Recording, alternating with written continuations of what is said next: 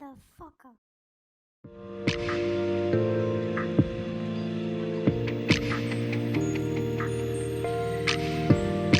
Zay, I think I know the answer to this just from the years of dealing with the Democratic Party. How does a district that's what, 70% BIPOC, that district? 70%? More than that? More. How does this guy get elected? Because he seems to be the congressman from Tel Aviv. Like, he doesn't seem to have any interest in the district that elected him at all. Why would people even vote for this guy? Why? Well, money. Well, first of all, it goes back to what you were talking about with the whole Tammany Hall thing. I was reading a newspaper report from 1975 or 1976. 15% of the votes in 1976 in the Bronx, 15% of them were from dead people. I'm not kidding you. Really? 15% of the total votes that came in from New York. They were still doing that late? Yeah. I mean, back in the day, Tammany Hall was notorious for that. They used to have people they called repeaters, whose job it was to keep changing their hairstyle on the day of the vote and to vote at multiple polls. Oh, good. Okay, so I can probably get like two in then. Yeah. Like that's why it's good you didn't do that haircut. But no, like, so, as much as, the Republicans have been crying and screaming about ballot harvesting, there is truth to it. There is truth to the fact that, like, some of this stuff is just straight rigged. And that's why I'm saying it's going to require us moving from just listening to Jimmy Dore or Russell or Keaton and getting in the streets. Because if we can overwhelm the machine with that's why I took this hosting gig, to convince people to stop watching Jimmy Dore. My work here is finished. We can listen to Jimmy Dore. Actually, if Jimmy came out and petitioned too, that would be funny. I don't know if we can get him to do that, but if he did it, even for he's coming. He is doing a fundraiser for you. What, on the 6th? On 6th of June. 6th, yes. On June 6th. Yeah. So Jimmy, he's almost got a 666 going there, but he is coming out for 6/6 to do a fundraiser for Jose. We will, of course, be there. That's a few days before our live show, which Jimmy may or may not be at. Depends if he can work it out. I think he has to be in Minnesota the day before. But yeah, hey, making a joke of it because it's a funny show, but you're absolutely right. What people especially have been burned by the Bernie Sanders campaign, who felt the burn and got burned by it, might ask, well, should I get involved in electoral politics? Listen, man, we got to start somewhere. We got to start to build movements. It's not just about one campaign. This is part of why I did a segment the other day on the minimum wage increase in California. I'm going to do something else about it today. I think people on all levels for decades have had a psyop run on them where they don't see themselves as being autonomous actors in a democratic society. They see themselves as powerless victims who can't do anything other than bitch on social media about how the elites are ruining their lives. But then when things come up like, hey, let's give workers more money, they've been so brainwashed and beaten down over so much time, they attack the workers instead of attacking the elites that they supposedly hate, who are keeping the workers down. We have got to take back the power from this power structure. And yeah, part of that is running candidates, but not within the duopoly. It's rigged. Honestly, if you were going to pick one that's less rigged, you're better off taking over the Republican Party. I'm not recommending that, but if you were going to work in the duopoly, I would sooner work trying to take over the Republicans than the Democrats. The Democrats are gone. If the Republicans were as rigged as the Democrats, Jeb Bush would have been the nominee in 2016. Look, I think it's definitely an interesting year, and I see things bubbling here in the Bronx in a good way. And there are people who are working with me that wouldn't have touched me with a 10-foot pole that are now coming out and saying, well, honestly, given the time and the circumstances, and given also the desperation of the situation, because like we're out here talking about my campaign, but like, let's be realistic here, right? There's a genocide happening in Gaza every day. Do we actually have till November? We do not. Right. We actually do. And like, that's one thing I really want to emphasize with people, and like what my campaign is about. You guys had Kynan on your show on Due Dissidence. Kynan intervened on a panel at Columbia School of Journalism. Second annual intervention. Yo, let me ask you something while I have you here, because I was curious. Did he do it without you because you're too recognizable now? You can't get in these places anymore? I was going to ask you about that. Can you still do it? I still can do it. I think I was just, I probably had just some prior commitment that I couldn't get out of that. Oh, no, we got recognized when we went to Sylvia's. Oh, yeah, that's right. We did. Oh, you did at least. And then I got recognized. No, yeah, you got you got recognized. So, yeah, no, I worry about it because I want to do stuff like this. And I'm like, are people going to know who I am? Like, that's the one problem with being on camera like that. If you want to go fuck shit up, legally speaking, within the bounds of the law, it's very difficult to do. I'm trying to keep this look so that if I ever need to go incognito instead of my normal jacket, I can wear a pullover and I can put a beanie on instead of the hat, so that people have me branded as one way, but then I show up another way, and then it throws them off. But no, I mean, you need that Mission Impossible mask making thing.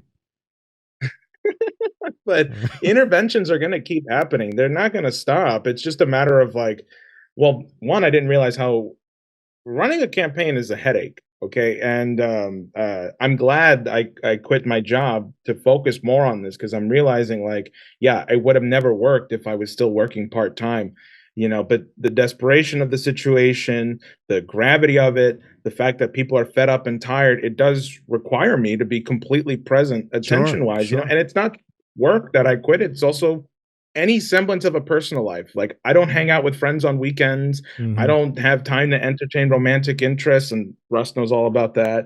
And, oh, well, then, you know, in that case, I'm not coming. I was really hoping to have a shot with you. But now that you mentioned like that. We're going to go hit the bar. This is my life now. This is my life, you know, campaigning, petitioning, and getting Richie Torres out of there. Are you saying you're not going to be a good 100%. Wingman? Well, I mean, that depends. You know, how much do they donate? Yeah, there you go. All right. So, so for a final, if you're not convinced yet that taking Richie Torres out of office is you're doing God's work. So Richie Torres decided to celebrate MLK Day in a really interesting way. Did he go to a black church in his district, which I'm sure, Jose, you'd know better than I will, but based on the demographics, I'm sure there are dozens and dozens of black churches in his district that he could have gone to. He went to the Central Synagogue at 55th Street and 5th Avenue. Now, I have actually been there because it's kind of an architectural treasure, so I went there once. I was curious about it. That is an extremely wealthy Upper East Side congregation. That is who he decided to go spend MLK Day with when he represents this poor BIPOC district.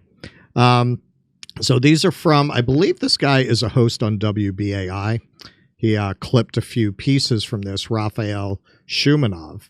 Most speakers on MLK Day will speak about MLK's historic speech.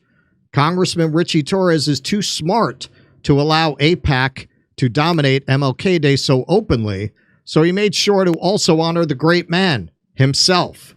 This is what Richie Torres tweeted out about his speech. My MLK sermon at Central Synagogue may be the best speech I have ever given.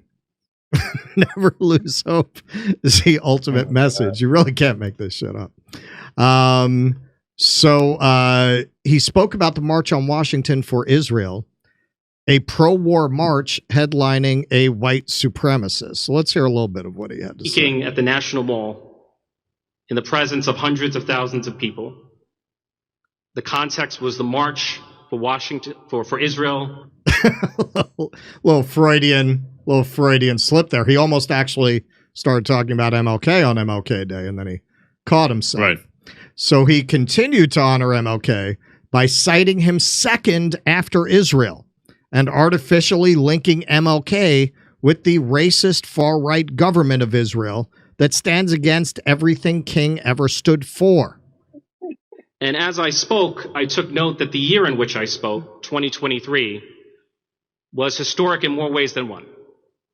It marked the 75th anniversary of Israel's rebirth and the 60th anniversary of Dr. King's I Have a Dream speech. Wow. Wow. That's, those two things totally go together. Then Congressman of the poorest U.S. BIPOC district addresses a majority white, upper middle class to wealthy audience about how MLK's dream speech reminds him of Israel, a wealthy nation that segregates its people, bombs mosques and churches, and imposes ethno-legal restrictions. King's I Have a Dream speech. And those words, I have a dream, reminded me that the Jewish people have long had a dream. Yep. That's just like MLK's dream. I had a dream that Arab people will drive on different roads and have to pass checkpoints. That was in the original draft, right? It was in his mountaintop speech, I think. Yeah. Yeah, it's in his memoir. Yeah.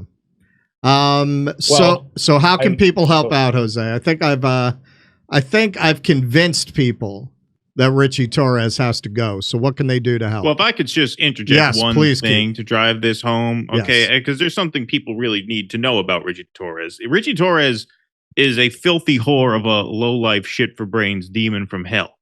He really is the lowest of the low.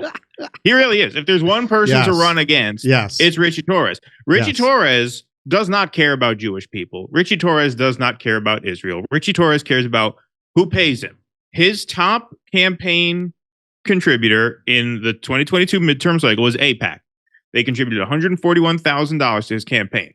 Overall, pro-Israel interest groups gave him $291,000. And that alone is why he advocates for the mass slaughter and starvation of men, women, and children every chance he gets. So he is absolutely beneath contempt. And that's why I'm supporting Jose. Really. I mean, I love Jose, but obviously if there's one candidate who needs to go, and if there's one district in this country who is equipped to make a statement like that, it is the Bronx, because the people of the Bronx are not down with what's happening right now. And he is. Yes. And they need to be made aware of that. And if they are made aware of that, anything can happen. Is it a long shot? Of course. I'm not here to gaslight anyone into thinking anything different. Neither is Jose. But this is the shot to take. And this is something I almost forgot. Are you finished, Keaton? Yeah, I think so. This is something hey man, that's why we call him the cleanup hitter. Yeah. This is something I almost forgot. So one great thing about having this platform, which look, we're very happy over at Do Dissidents with the growing audience we have, but this is quadruple our audience. And this is something that's so awesome, and I know Jimmy would fully support this. So Richie Torres is notorious for blocking people on Twitter, on X. But the Supreme Court just ruled that you can't do that if you're speaking in an official capacity, which he generally does. I've never seen Richie post a tweet about, the lemons at the local vegetable stand looked good today. Most of his stuff is rabid Zionist, official government kind of stuff that he's dealing with. So I would recommend that everyone watching who hasn't already and isn't already blocked by Richie Torres, go join his X.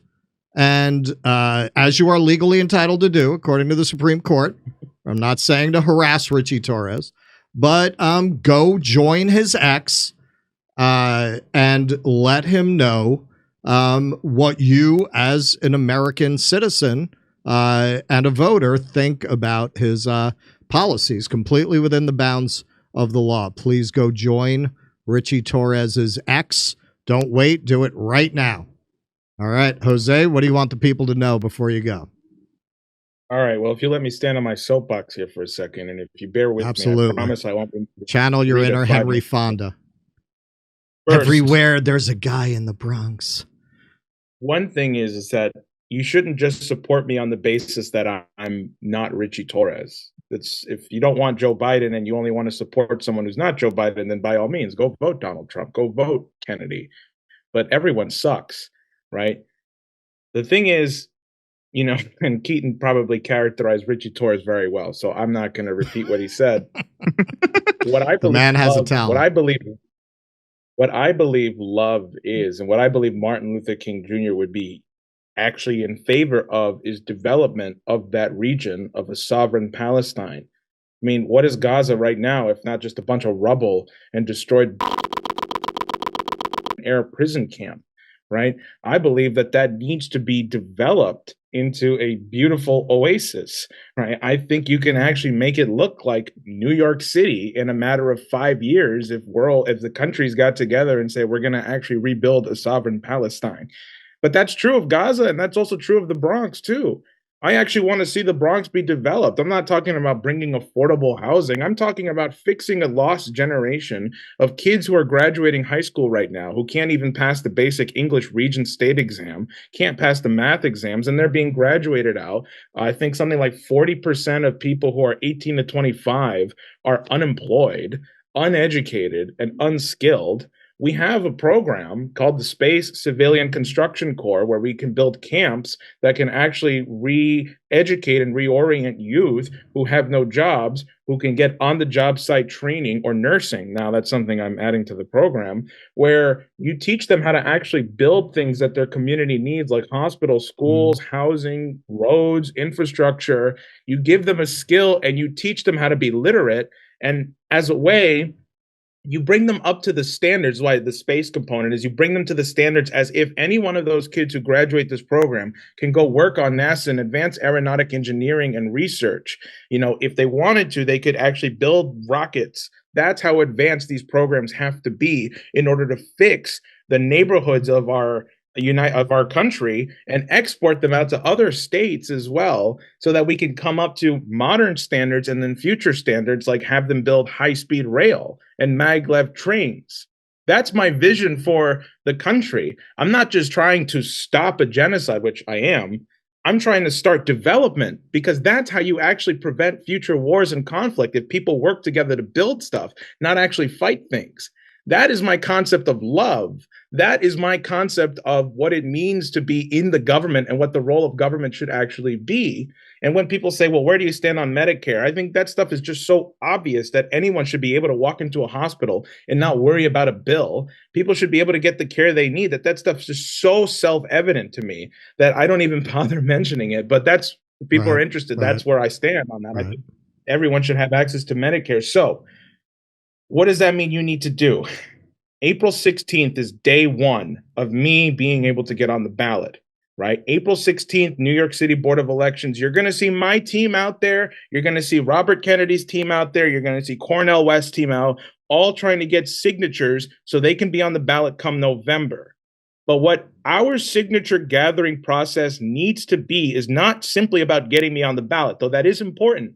And they will try to sabotage on this. I need everyone to be very clear on this, that the opposition is going to try and trick you up. They're going to try and figure out how to throw us off the ballot, right? Because we need a minimum of 3,500, right, signatures. That means we need at least triple that, if not quadruple or 5 times. But what if we got 30,000 signatures? Only 200,000 people actually vote, okay, in this district. What if 50,000 people sign for me? What kind of message does that send, that 50,000 people want an alternative to Richie Torres, or 100,000 people, right? That's only you can make this possible. So I need people to go on my site, and I need people to hit the volunteer thing and sign up and leave your number, because I will personally call you and add you to the schedule right now, because I want to meet the minimum of 10,000 signatures in the first 10 days. And I cannot do that without manpower. So if you are in New York City, New York State, New Jersey, Connecticut, anywhere nearby where you can drive in easily, please do so. If you want to fly in, I will figure out how to get you housing. That's one of the reasons why I need donations, because I am paying for housing for people who are flying in and donating their time, and I'm paying people a stipend of $20 a day. I'm not going to pay people a salary because, frankly, we can't afford a salary right now. And if you're not able to fly out, if you're not able to petition, then you can donate. That's the order in which you have to act. act, be out in the street with me and get the petitions. If you can't do that, then you can donate.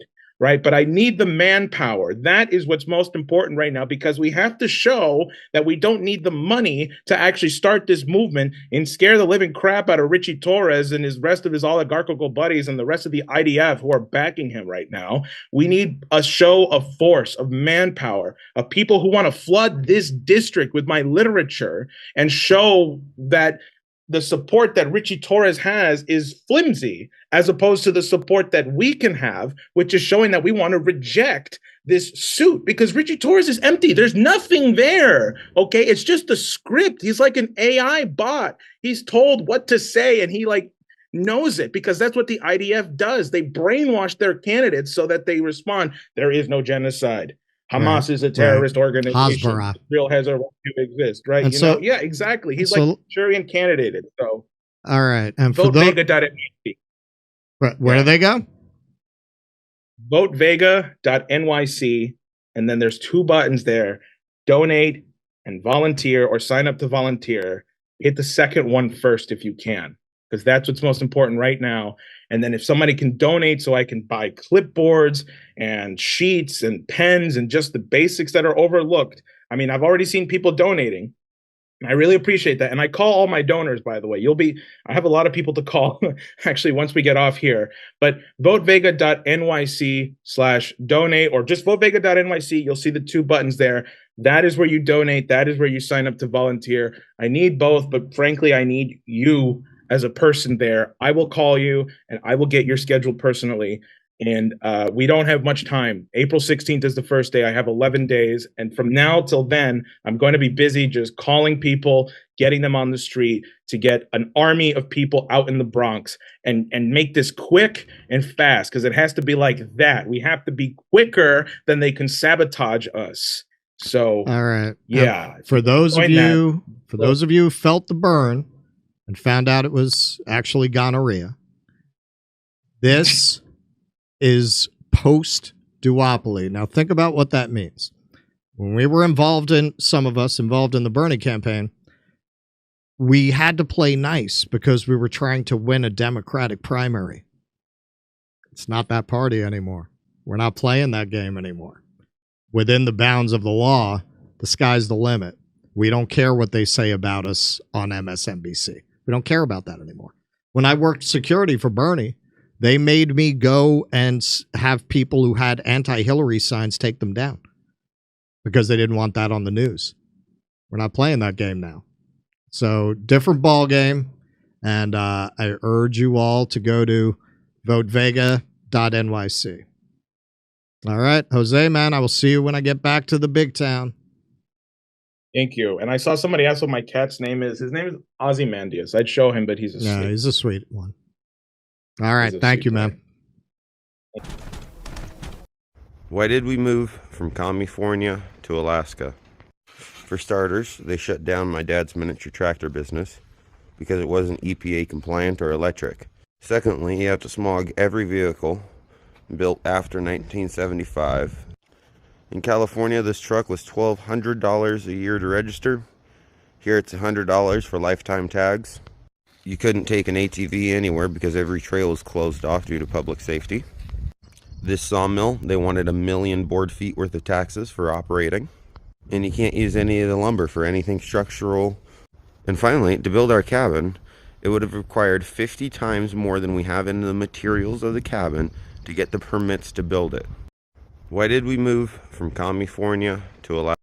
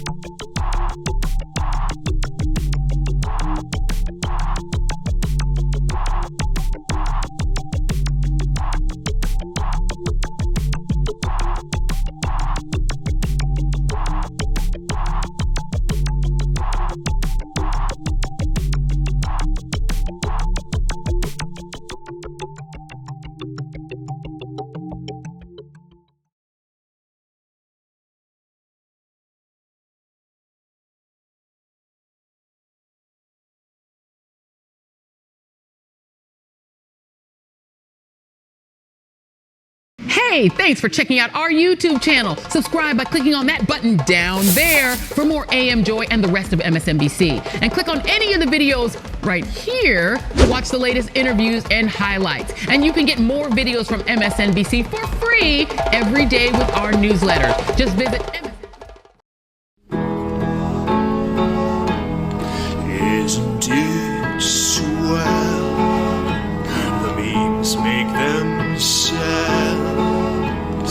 They found a rabbi hole, tunnels and all.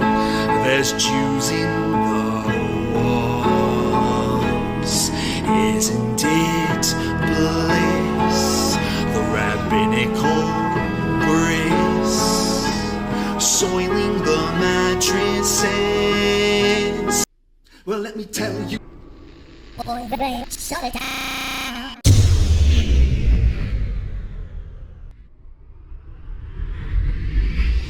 If I were Rabbi Shmuley and diddle diddle diddle digga digga diddle diddle dum, all day long I'd diddle little bums. If I were a Shmuley man, I'd peddle all my dildos, dreidel dildos, selling dildos with my daughter and her mum. If I were a Jewish Shmuley man, I'd be digging with a dildo in my bum. I'd wear a grotesque nose and go grab some goyim right on the nipple with a pinch. A Shabbos lap dance brace for the youngest mensch. At this time, more than any other time, revolution is necessary. It is necessary.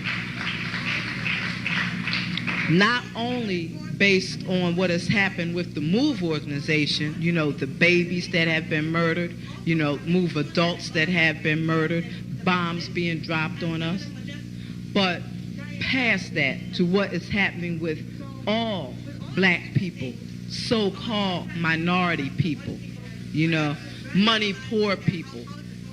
This government, as has been said earlier, has waged war on us. But something about us, particularly here in America, we don't really understand that. We don't really know what war is.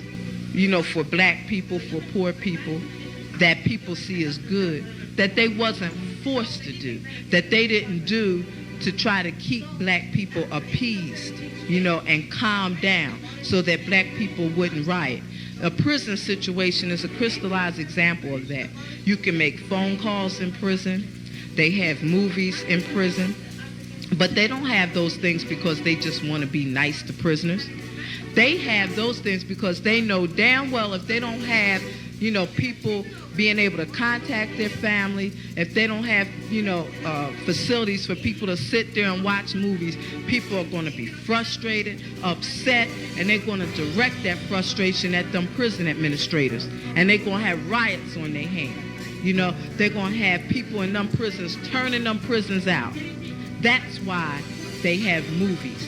That's why they have access to phones the way they do. And a stop to it when we don't like it, or encouraging it when it's something that's in our interest. We have to call the shots.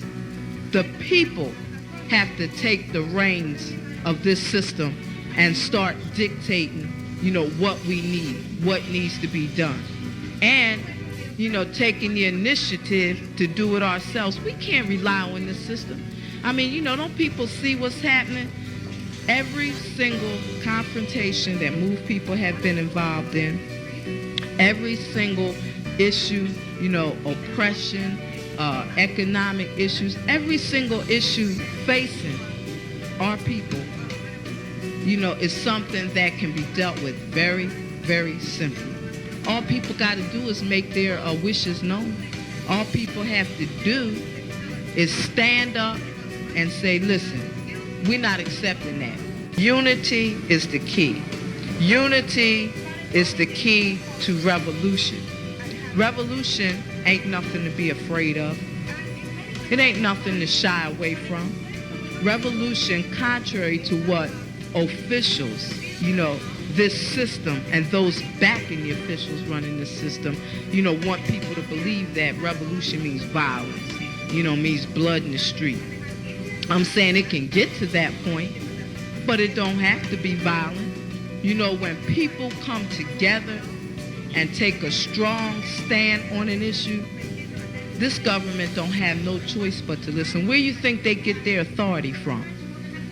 They don't have no power, but they do have authority to do certain things. Where you think they get it from? They get it from us, from the people. You know, they get it from us accepting the things that they do to be done to stop it. Then you have some people who want to then turn around and say, yeah, well, you know, it's the best we have, and want to make excuses. The time for excuses is over. It's over. You know, every man, woman, and child has to be involved in this revolution. Not only has to be, but is, whether you want to be or not. I mean, our babies gave their lives for this revolution on May 13th. You know, men, women, and children were murdered. And not just move babies, you know. What about all of the young men, women, you know, children 8, 9 years old shot down on the street by cops, you know, by drug pushers? I mean, you know, where do you think that mentality comes from? It comes from this system, from the mentality of this system of getting over, you know, making a quick buck, you know. I'm saying that's where that needs to be done to stop it. Then, you know, what I want people to really, really understand is that it's past time. It is past time for poor people, black people, you know, to realize that this system has failed you. It has failed you. You can't get nothing from it. And what people got to do is withdraw our support from it and start doing for ourselves. That's what we got to do. You know, how long are people going to sit back and beg, you know, this government to do what's right when for hundreds of years all you've gotten is a slap in the face? All you've gotten is this government kicking your ass. That's all. That's all black people have ever gotten from this government.